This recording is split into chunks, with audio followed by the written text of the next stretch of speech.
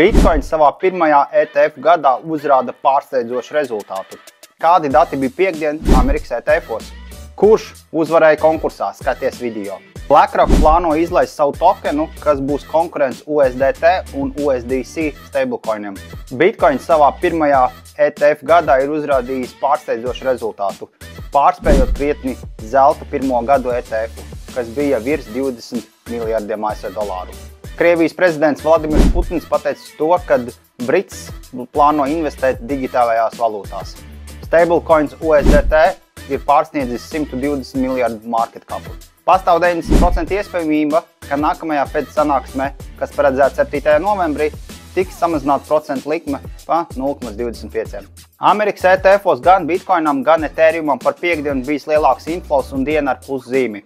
Bitcoinam tas bija 273,7 miljoni, Ethereumam 1,9 miljoni.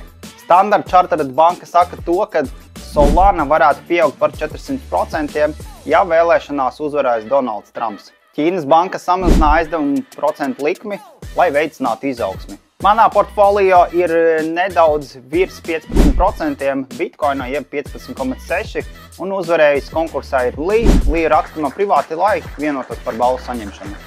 Apvienotās karalistes pensiju gigants Legal & General ir ienācis kriptovalūtā, piedāvājot tokenizētus fondus, līdzīgi kā BlackRock un Franklin Templeton.